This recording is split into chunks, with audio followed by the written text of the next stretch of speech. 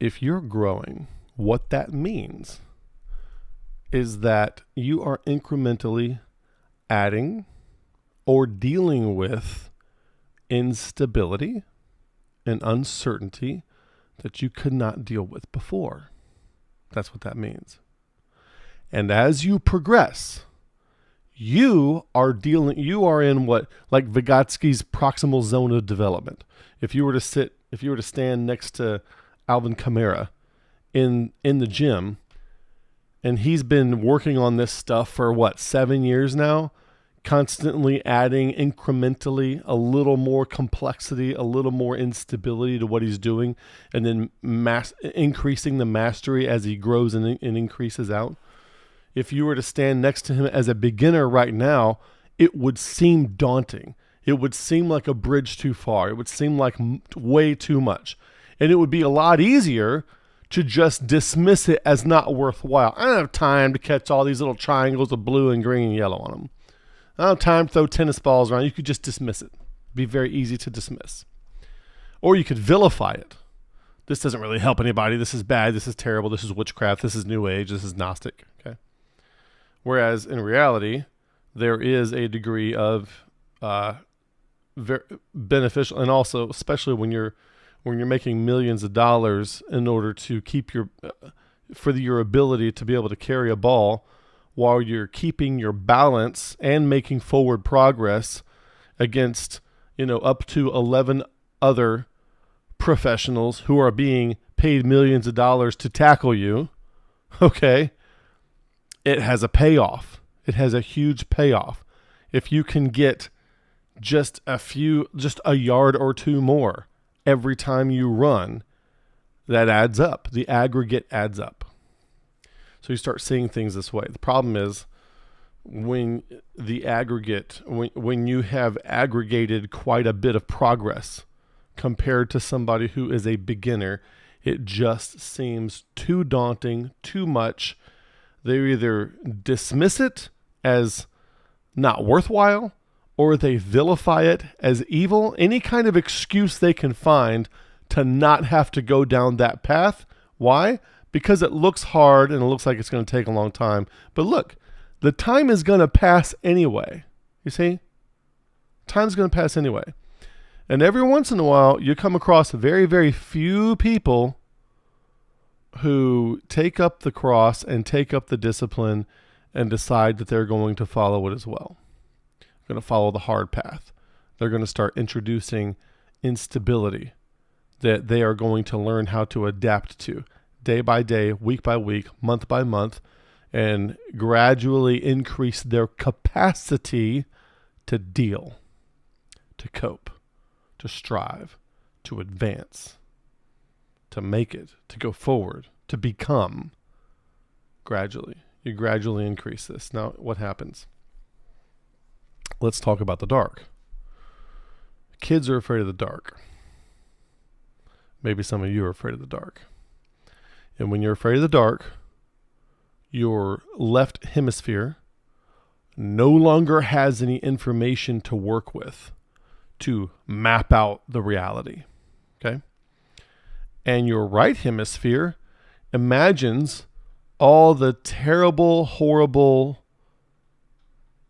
ferocious things that are lurking out after you in the dark. The monster is hiding under the bed. The boogeyman is in the closet. There's spiders and bugs everywhere, whatever it is you're afraid of. As soon as the lights go out and you can't see, your right hemisphere populates that darkness with all the things that might be there. And it can be frightening.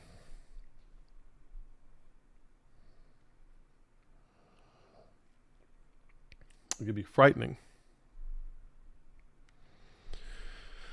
So we're afraid of the dark. So what happens, the children, now let's say you're an independent Baptist, because that's what I was, some kind of Baptist. And because of, for whatever reason, you have embarked on a journey, on a path to start adding and coping with instability. You've embarked on a journey that gradually increases your capacity to cope with instability. Now, to you, thy word is a lamp unto my feet and a light unto my path. I will hide thy words in my heart that I might not sin against thee. To you, your path is illuminated just fine. Okay? And something's happening with you. When they take those deep space telescopes, like the Hubble telescope and the James Webb telescope, they'll pick the darkest part of space that they can find, and they'll focus in and zoom in on it and leave the lens focused there for a long time. And what they find is that in that darkest space they could find, there were all kinds of stars that they couldn't see before. They never knew were there. They just thought that was a dark spot of space. And bam, there's all these lights that they couldn't see before because they were so enamored and focused on all these other lights. Now, the same thing happens with you. When you go through what, say, John of the Cross would call the dark night of the soul, when you go through a really dark time, there are certain lights that you need to help light your way. This is that true light which lighteth every man that cometh into the world. John 1:9. There are lights that you cannot perceive because they're so imperceptible and they seem so far away that you can't see them until you are forced to focus on what is the darkest, till you are forced to go through a dark time. And when that happens, you have a choice of disposition. You could become cynical and resentful, and you will never grow and learn. Or you can attend to the darkness with a correct disposition of gratitude, thanksgiving, exploration, wonder, and awe. And the light that's hiding beyond the darkness will start to reveal itself to you. Okay? And you will start to perceive it. The problem is,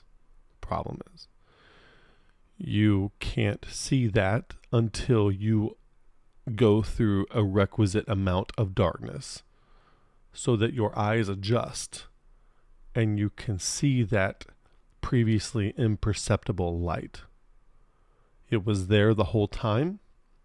It's the light that you need to guide you. It's the light that you need to light the path on your way to the second self that you need to become, but you could not perceive it until it got dark enough.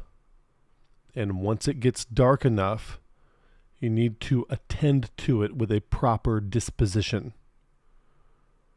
A lot of people have terrible things happen to them. They go through a dark night of the soul, but they do not attend with gratitude and thanksgiving and wonder and awe and exploration and curiosity. They attend with anger and fear and cynicism and resentment. And you can't do that. And I know it's absolutely terrible. I understand that the things that you go through are absolutely horrible and terrible, but the light is worth it. Now, here's the problem. You're going to progress slowly in a day at a time, and you're trying to gratefully and with curiosity and gratitude and awe and wonder. The fear of the Lord is the beginning of wisdom. That kind of awe and wonder. So when perfect love casts out all fear, it's not casting out what it's casting out. Perfect love casts out all fear. It's the fear of losing things that you're attached to. But the fear of the Lord is that awe and wonder, which, like The Shining, can be horror. The awe and wonder of the Lord can be horror and terror. And it's a very deep, respectful fear. And it's important to gaze right into it. You have to gaze right into it. The fear of the Lord is the beginning of wisdom. Not the fear of losing things that we are attached to. That's the fear of the stage 3 ideologically possessed mind. It's a different kind of fear. the kind of fear that's mixed with curiosity and trepidation, but must be intrepid anyway and move forward. And that's what faith is. It's moving forward into the unknown with something in mind. Knowing, like moving forward to build the ark, not knowing what the flood is going to be like or how you're going to survive the year or the aftermath, but you move forward anyway. That's what real faith is. Faith is not just believing a list of correct things or things that you think are correct. As you grow spiritually, you come to realize how silly that is.